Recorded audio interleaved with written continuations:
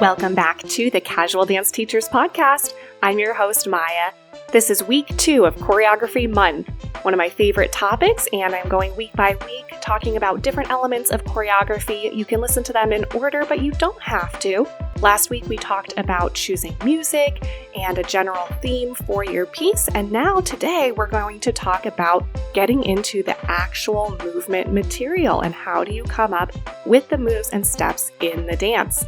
Let's talk about it. All right, so we are talking about creating movement material for your dances today, which I think a lot of people who aren't versed in choreography think that's what choreography is, Maya. That's kind of the whole point. But whether you've studied choreography or you've been doing it for a long time and you feel really confident with choreography, or you're new to it and you don't have a lot of background in choreography and are feeling a little bit apprehensive about stepping into that role, having a process for choreography, just like everything else with teaching dance, is really helpful and really important to make sure that you're serving your students. So again, coming up with movement for a dance recital that's geared towards casual dance students is going to be different, of course, than coming up with choreography for a concert piece or a more formal performance. With that said, I still tend to approach my choreography for my classes in a similar way to how I was taught when I studied choreography in college. So in today's episode, again, I'm not really saying anything novel. It's not like I've come up with my own method for choreography or anything like that. But I think it's great to share the insight that I was able to get through my formal education in choreography. And even if you have your own formal education, again, or you feel really confident in choreography, it never hurts to hear some of these things again. Even knowing this, I still sometimes get stuck. I still sometimes get in my own head and get in my own way. And putting down these thoughts on paper, for me, actually already kind of opened up some ideas that I hadn't referenced in quite some time. So it can be really helpful to just kind of think through these things and say, am I doing this? Am I doing this? Am I utilizing all of the tools in my tool belt to get the most out of my choreography? So the main thing that I'm going to talk about is the fact that I don't just step into the room and start choreographing a dance from beginning to end. Last week, I talked about how I always have a theme of some sort that I'm working on with my students, but I don't just start at the beginning of the story and go to the end. I don't necessarily just put on the music from the beginning and go to the end. When I'm coming up with the movement material, I will generally stick with the idea of having a theme and variation or a central motif to the movement. And depending on the level of my dancers, if I'm working with beginner dancers and they're like 5 years old, the motif is probably going to be super simple. It might just be an arm movement, like the arms go up to a V and come back down, and that's the motif, and you're going to see it throughout, and there's different ways that we're going to do it. If I'm working with advanced dancers, you might be talking about several different complex phrases that form the motif that come back and are referenced throughout the piece. But either way, I'm still working with some core central movement theme in addition to the central sort of representational theme, emotional theme, musical theme, whatever that may be. The easiest way to come up with this, especially because we, again, are trying to serve our students and trying to show the end goal of all of the work that we've done throughout the year, is to take either a couple of steps that they've been working on throughout the year or a couple of combinations that they did throughout the year, and then start reworking them to work with the theme that you've chosen for their dance. You don't have to reinvent the wheel, and especially if you're choreographing a lot of different pieces, this can be really, really helpful to move quickly through choreographing multiple pieces because the students already know the material. You don't want them to get bored, so you're going to be changing them up, but you're referencing material that they are comfortable with, that they've been working on, and it's showcasing what they've learned. So that's the easy part. Then, of course, you have to flesh out the movement material, and there's lots of ways that I do that as well. For me personally, when I'm working on the dances myself, I might just start improvising in the studio. I might start by doing the combination or the phrase that I already know, and then just go from there, and I'll video myself doing an improv, or I'll stop and take notes about some of the things that I liked and didn't like about what I did, and then get back into it. That's really easy, and then I can go back and reference any time that I need additional movement material to add into the dance. I also, of course, really like to reference the general theme that I've chosen for the dance. So even if I've picked out a piece of music that I really like, and there's combinations from the class that I really like that go well with the music, I want to fuse them together with some really, really on-theme movement material. If you're working with a theme that involves a story or characters, you can go through each character and do a couple of gestures that you think the character would do. Then we're going to play around with those gestures and start to build them out into full movement phrases. You might want to just picture the story in your mind and start by doing sort of a guided visualization. Put the music on and start taking notes about what kind of images you're seeing in your head. Write down really specific words, especially verbs, action words that come to mind regarding your theme or your music. And then you can go back and look at the list of words that you have and turn them into movement material. Obviously, with different types of music and different stories, you might have one where it's hit, strike, really dynamic, strong, percussive words. And so then you realize, okay, I need to create some movement material that follows that same theme. If you put on the music and you're picturing a gentle breeze, swaying, rocking, that's going to look really different. But sometimes if we don't access the theme in that way and actually put it down in writing, we can tend to skip over some of the more important parts of the theme by trying to just cram in vocabulary. And that's when you end up a lot of times with a dance that's fine, but you feel like you could have gotten more out of the dancers. And I'm saying that because I've been there. I've had classes where I didn't really take the time. I just tried to put vocabulary in that they had learned. And at the end, it felt a little uninspired. So it's nice to take the time, if you can, to really delve into the theme that you're working with. If you have a costume picked out that's really unique or inspires you, or of course, if you have a prop or there's a set piece that's going to be on the stage, you're going to want to spend a lot of time exploring that. The worst thing you can do is introduce a prop or a set piece in a dance and then underutilize it and have it just be a gimmick. You want to make sure you're doing lots of improv, having the dancer spend a lot of time with that. Get really comfortable so it's like it's an extension of their bodies. That is really the only time that you should use a prop or a set piece, in my opinion, is if it's an extension of what the dancers are doing and what they have learned in the class. So if you have that, make sure you are starting with a lot of exploration of how do my arms interact with this? How do my eyes interact with this? How do my legs and my feet, my torso, my hips? Every part of the body needs to be comfortable with how and when they're interacting with that. And same with a costume. A costume with fringe is going to look very different doing the same moves than a costume with a lot of tulle, right? So the choreography should, if possible, represent the costume and vice versa. So you can be creating movement material off of what the dancers are wearing. Are they touching a skirt? Are they shaking some fringe?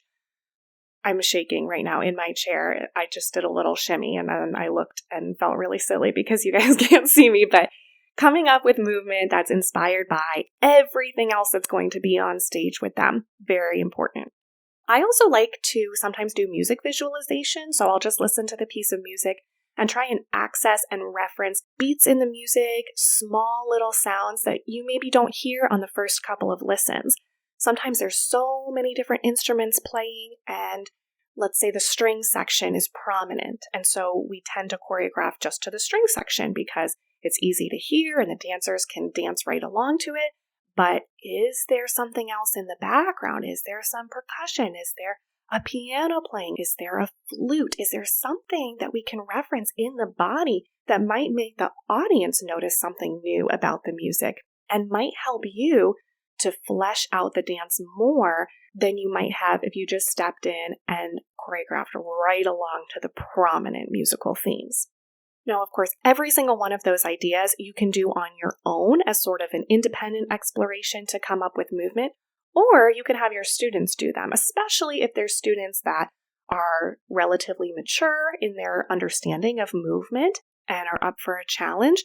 You can have them do any of these visualization exercises, improv, working in the class. And again, you can video them or you can just watch, you can take notes and go back and reference what they came up with. If you're really feeling like you're in a pinch or you're stuck and you just need a very, very quick solution to come up with some new movement material to throw in, have the students show you one of their favorite moves that they did during the year. Have them show you one of their combinations.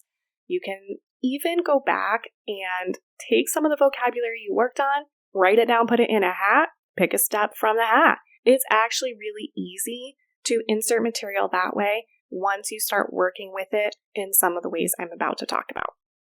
Okay, so that's how you generate kind of the core movement material, right? And now we have to make sure that it's interesting, that the students don't get bored, that they're not just doing a series of combinations that they've already done in class, because that does not serve them at all. So here's where we get into some of our choreographic devices. Again, this is not anything I came up with. This is like Choreography 101, but sometimes we have our favorites that we stick to, and then other ones get pushed to the wayside, and for years we might not be accessing these choreographic devices. So I don't think it hurts to hear some of these again. Here's just a couple of them that we can use. Doing that same core material that they're comfortable with or that you came up with together. Utilizing the vocabulary that they've learned and worked on in class this year to make sure that that is prominent in the dance. You can go in and change the levels. Are they doing it high up on releve? Are they getting low? How are the levels changing throughout the phrase? Change the tempo. Fast, slow, super slow-mo. Let the music guide you on that and change the tempos. The dynamics. The same movement can look like a hit or can look like a wave depending on the dynamic that you put into it. Accents. Accenting the move at the beginning or accenting at the end. Repetition, canon, retrograde. I love throwing a retrograde at a more experienced student. That is a huge challenge. It's really fun to throw at them and see if they can do it. And then you're coming up with sometimes completely new and innovative choreography just by retrograding the movement that you already have. Embellishment. So I use this all the time with the younger kids because they're not going to be doing a ton of different vocabulary. So if they're doing a lot of retiré, tendu, échappé, things like that, how are we embellishing that? Through use of the arms, the head, the body positioning, things like that. Accumulation, that can be really powerful when you're taking something that's maybe just a simple combination, but it accumulates over time. It can really grab the audience's attention. It's great for students to learn these choreographic devices, and I know I have a tendency to fall into using some of the same ones a lot and underutilizing others. So getting that list out and looking at them and saying, have I used this? Have I used this? Maybe let's do a challenge in class. Each student is assigned a different one, and they have the movement motif and material already learned, but now they have to apply their choreographic device and then teach everyone else. That could be really interesting, or you could have them all work on the same choreographic device, but see what kind of different results they get. Maybe take one relatively simple movement motif and have them do it through 3 different choreographic devices of their choice. So they're understanding how very basic similar movement can suddenly evolve into all of these different things. If you're still stuck after doing all of that, I would say fast forward a little bit and don't worry about the movement material for a second. Start putting bodies in space. Start playing around with different formations. We're going to talk about formations and traveling next week, so you can reference that episode once it comes out to look for some more ideas. But start putting those bodies in space, and you might be inspired. You might find that something comes to you just from seeing that start to take shape. Maybe, again, use the dancers as your guide. Put them in one formation. Tell them, okay, I want you to go from point A to point B, but this time travel fast and flowy, or this time travel low and slow, and take notes and cues from them. I'm all about using the dancers to help with my choreography because it helps me get out of my own head, helps me get out of my own bubble, and it helps me create things that are truly serving my students and what looks best and feels best for them. So I love doing that. What I would not recommend is that you go online. I'm always hating on social media. I'm sorry. Don't go online and watch videos. I will say this. I am constantly consuming videos from the choreographers and companies that inspire me. So I'm not against that by any means, especially since COVID. A lot of these companies started doing virtual seasons and things like that. It's amazing. I'm so grateful for that. However, when you start to turn to little snippets, or you start to turn to a high volume of commercial dance, especially as a casual dance teacher, and you're seeing that and you're trying to get ideas from that and insert them into your own choreography, I don't think you're going to be happy with the results. I don't think your dancers are going to be happy with the results because they're going to feel like they're not doing it the way it should be done. You might also start to get stuck more easily because you're relying on someone else's creativity to come up with ideas versus referencing your own body, your own creativity. I'm sure most of you agree with me on that, but as someone that does consume a lot of dance media and loves watching professional companies, commercial dancers, and all of these things in my spare time, which I think is great and very inspiring and helps me kind of keep up with the times and keep my choreography fresh. In the moment that I am choreographing, if I'm in the choreographic process, I will not be looking at that type of media because I think it will just stifle my personal choreographic vision and keep me from telling the story the way that I want to tell it. So that's my little don't. Stay away from that. You might want to reference choreographic books or manuals. Probably a ton of you have read the two books that I reference the most, which are The Art of Making Dances by Doris Humphrey. That is like the Bible of choreography, right? And then my other favorite, and also one of the most used in choreography classes and seminars and things, The Intimate Act of Choreography by Lynn Ann Blom and L. Taryn Chaplin. I've had so many different teachers reference that, and I have actually two copies. I have one in my upstairs and one in my downstairs because sometimes I'm doing choreography in my kitchen. Sometimes I'm doing it in my basement. I want to have that right there because if you're stuck, the Intimate Act especially has these little studies all throughout, and you can just very, very quickly open that up, find one of the little studies, and it'll walk you through how to manipulate the movement material that you have, how to apply some new choreographic devices really, really quick, really easy. So if you're stuck, I would definitely recommend a book. Again, I wouldn't recommend trying to go and find moves from somebody else. Come up with the moves first, reference your past classes, reference your own improv, your students' improv or their work in class and the steps that they've learned throughout the year. And then go in and start to work through all of that, through all of these different devices and all of these different exercises. And you're going to end up with way more movement material than you can possibly use. So I hope I wasn't too all over the place with my suggestions here. It was a little bit of a sort of brainstorm method of telling you about my process for choreography. If you listen to the whole month, I think there's a lot that you can access to help you, even if you're an experienced choreographer, just kind of reminding you of some of those little tricks to help you break out of your bubble of choreography if you need to. I have been inspired by some amazing choreographers over the years, so I just want to again thank everyone that I've worked with who supported my personal field of study in choreography and my own choreography. Thank you to GB Mystical for writing my theme music, and thank you to everyone on the Casual Dance Teachers Network on Facebook. If you're not already there, please come and join us. I'm really enjoying sharing and connecting with people through Facebook, so check out the Casual Dance Teachers Network to chat more there. And before I go, I will close with this lovely quote by Arlene Croce: "Good choreography fuses eye, ear, and mind."